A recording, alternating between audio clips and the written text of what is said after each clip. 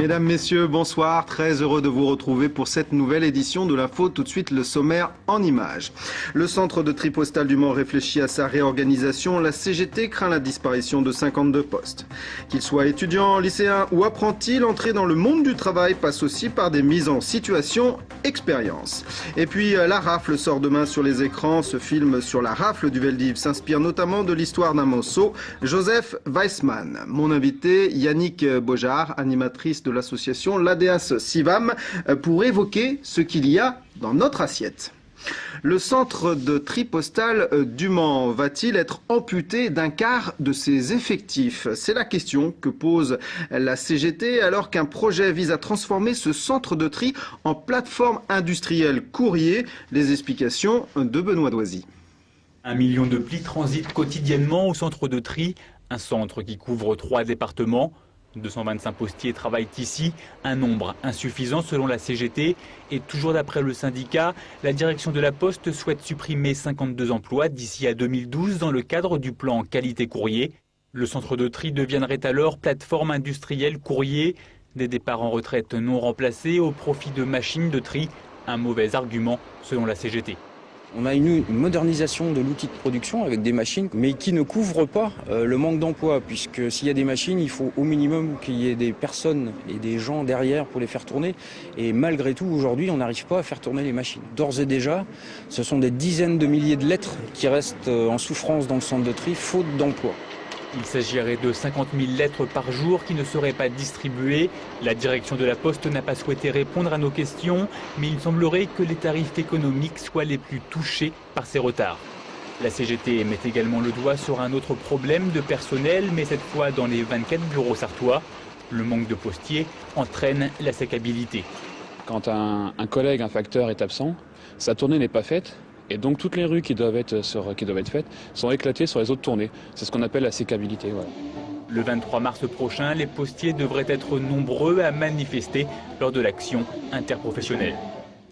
Actualité sociale toujours avec l'image du jour qui est à chercher du côté de la cité judiciaire. C'est plutôt rare, mais toutes les professions juridiques, du magistrat à l'avocat en passant par le greffier et les agents de la protection judiciaire de la jeunesse ont manifesté ensemble cet après-midi. Ce mouvement faisait écho à l'action nationale qui a eu lieu aujourd'hui à Paris. En cause, les multiples réformes de la justice et évidemment le manque de moyens.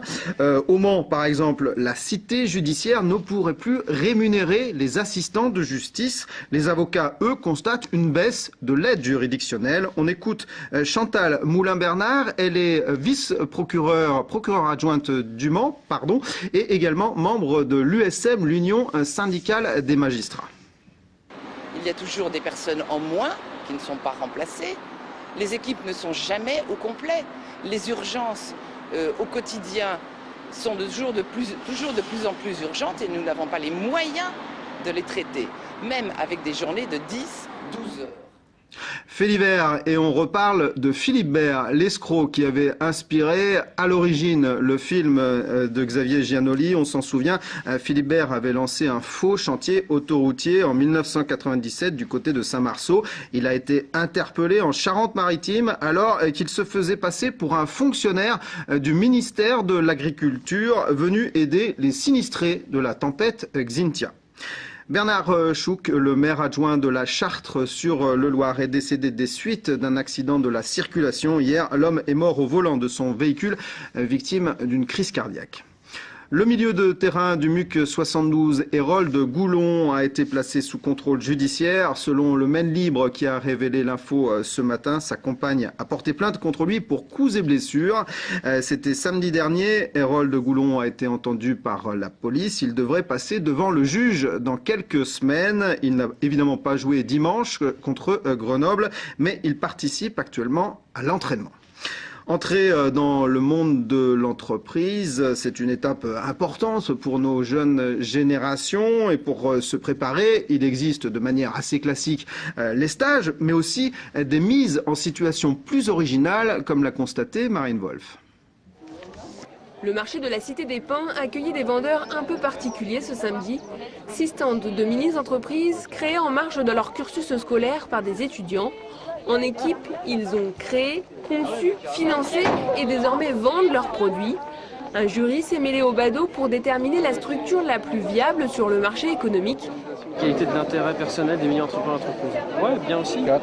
Ça leur a apporté beaucoup. 4. Ils sont jeunes en plus. Les solutions apportées aux difficultés rencontrées. Alors, je mettrais 3 parce qu'ils n'ont pas bien creusé, mais bon. Un moyen pour ces jeunes de s'exercer à la vie qu'ils s'imaginent. Plus tard, j'aimerais bien ouvrir mon magasin. Donc déjà, j'étais vachement intéressée par ça. Je me suis dit, c'est une super bonne expérience, il faut que je fonce. Donc, j'ai vraiment mis tous mes atouts. J'ai parlé devant toute ma classe. D'autres concours, eux reconnus nationalement, ont lieu en particulier dans les cursus des formations des artisans. Les Olympiades des métiers existent depuis 40 ans. Les présélections aux épreuves régionales avaient aussi lieu ce week-end. Plus qu'un exercice, ces jeunes y voient un plus incontournable pour leur curriculum vitae. Pour montrer aussi ce qu'on vaut, si on se débrouille dans le métier, qu'on connaît son métier. Pour le CV, pour après avoir plus de portes. J'ai déjà fait un petit concours MAF avant. Puis là j'ai voulu faire les Olympiades parce que déjà on peut le faire qu'une fois dans notre vie. Donc autant essayer. On a la chance donc. Les concours, de plus en plus en vogue dans les formations, introduisent une dimension pratique supplémentaire à des cursus parfois uniquement théoriques et ainsi donnent la possibilité aux jeunes de se projeter dans la vie adulte. Certains arrivent ainsi à prouver qu'ils sont capables de mener un projet jusqu'au bout. Joli palmarès pour les agriculteurs sartois présents au dernier salon de l'agriculture qui ont remporté plusieurs premiers prix. Exemple dans la catégorie des percherons. Rivulus que nous vous avions présenté dans l'info a été sacré meilleur étalon diligencier. La rouge des prés, c'est une race bovine, et le bleu du Maine, une race ovine, ont également obtenu des premiers prix. Et pourtant, certains comme vous, Yannick Beaujard, se posent la question, va-t-on devoir diminuer l'élevage? En quoi l'alimentation contribue-t-elle au réchauffement de la planète? C'est en tout cas les questions que se pose votre association, l'ADEAS Civam, dont vous êtes une des animatrices. Madame Beaujard, bonsoir. Peut-être l'ADEAS Civam qui tenait son assemblée générale aujourd'hui, peut-être pouvez-vous nous la décrire en 2 mots? Oui, alors donc c'est une association départementale. Pour faire court, c'est une association de développement agricole et rural. On travaille sur des thématiques qui sont liées au développement durable, qui sont entre autres l'agriculture avec 2 grands pôles, les systèmes herbagers et les grandes cultures économes, et puis un autre pôle qui est l'énergie avec le bois énergie. D'accord. Alors dites-nous pourquoi l'alimentation, pourquoi mon assiette peut produire des gaz à effet de serre? Alors, du fait de notre double entrée agriculture et énergie, on est assez sensibilisé à cette thématique et on a souhaité effectivement mettre en avant à travers le débat qu'on va faire ce soir le fait que tout le monde est producteur de gaz à effet de serre, tout le monde a un rôle à jouer, que ce soit les producteurs comme les consommateurs, et les uns comme les autres pouvons agir pour diminuer ces gaz à effet de serre qui sont quand même une problématique importante aujourd'hui dans le réchauffement climatique. Alors moi, je ne suis pas agriculteur, je ne suis pas éleveur, mais je suis consommateur. Alors comment je peux agir justement? Vous pouvez peut-être nous faire une petite démonstration avec ces assiettes que vous avez apportées sur le plateau. Tout à fait. Donc en fait, le consommateur, lui, a son rôle à jouer puisque en faisant des choix de consommation, on a un impact sur les gaz à effet de serre. Des gaz à effet de serre, on en produit dans tous les actes au quotidien. Donc, au niveau de l'alimentation, c'est quand on va prendre sa voiture pour aller faire ses courses. C'est dans le choix d'un produit emballé ou en vrac. C'est dans le choix de où on va acheter son produit alimentaire. Donc, est-ce qu'on va au supermarché? Est-ce qu'on va chez le boucher du coin? Est-ce qu'on y va à pied? C'est ce qu'on appelle une sorte d'éco-citoyenneté. Voilà. Mais concrètement, moi qui suis amateur de viande, est-ce qu'il faut que je commence à renoncer à mon steak pour améliorer l'état de la planète? C'est un peu ça que vous êtes en train de me dire. Il y a un peu de ça, il n'y a pas que ça. Donc effectivement, il faut savoir quand même qu'il faut 3 à 5 calories de protéines, de végétaux pour produire une calorie animale, que ce soit du poulet, voilà. Il faut des végétaux et le rendement, forcément, il y a de la perte. Donc forcément, si on consomme de la viande, eh bien, il faut beaucoup d'hectares, il faut plus d'hectares de végétaux pour produire cette viande. Donc si tout le monde consomme que beaucoup de viande et que de la viande, ça va mobiliser beaucoup d'espace qui pourrait être utilisé pour faire des céréales à l'alimentation humaine. Donc effectivement, peut-être qu'il faut qu'on commence à remettre en cause nos modes alimentaires et donc ça veut dire baisser un petit peu plus de pois chiches comme je peux voir ou plus c'est pas du pois chiche. C'est pas du pois chiche. Alors excusez-moi. C'est du soja. C'est du soja. C'est du soja. Ah bon. Donc ça c'est pour le choix des consommateurs. Effectivement, dans nos choix, on peut diminuer notre part de consommation de viande. Mais il y a aussi les éleveurs qui ont un rôle à jouer. C'est pas pour ça qu'il faut arrêter tout élevage. De toute façon, on en a besoin d'élevage. Il y a des terres qui sont pas propres à la culture, donc il serait complètement aberrant de voir tout cultiver partout et supprimer tous les animaux. En plus, ces animaux, ils produisent quand même des déjections qui sont utilisées en engrais organiques, donc on en a besoin. Mais on peut choisir son mode de production en élevage, c'est-à-dire une vache qui va pâturer sur une prairie. L'herbe, nous, on ne peut pas la consommer, on ne peut pas la transformer. La vache, si, et après, on peut manger la viande. Alors qu'une vache, par exemple, si on reste sur la vache, qui va consommer du maïs et du tourteau de soja, ce sont des cultures végétales qui auraient pu être consommées par l'être humain. Donc l'agriculteur aussi peut faire un choix de production qui va influencer sur les gaz à effet de serre. Alors, pour terminer, là, vous avez aussi ramené des fruits, une pomme de terre, du riz. Pourquoi ? Parce que ça, c'est au niveau du consommateur.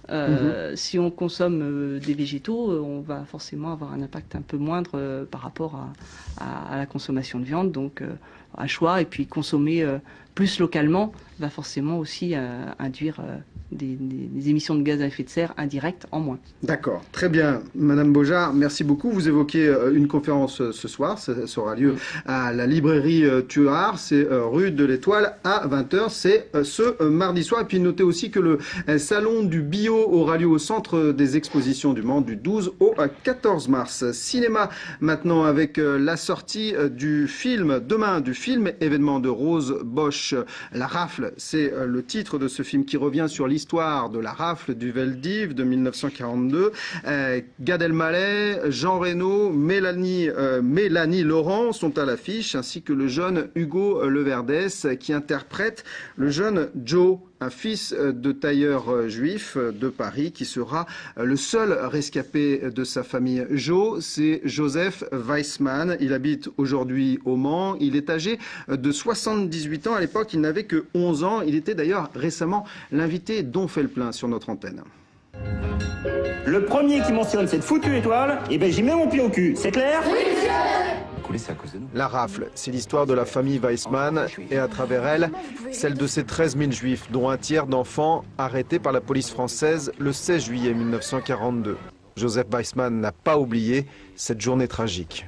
Je suis rentré chez moi, à 12h30, on frappe à la porte, un agent en uniforme, un civil, Madame Weissman, oui, faites vos paquets, faites vos valises, vous avez une demi-heure, emportez de la nourriture, des vêtements, et veuillez nous suivre. 5 jours passés au Veldiv dans des conditions sanitaires effroyables, puis le départ vers le camp de Beaune dans le Loiret. Joseph Weissman voit ses parents et ses 2 sœurs déportés vers Auschwitz et il décide de s'échapper avec un compagnon.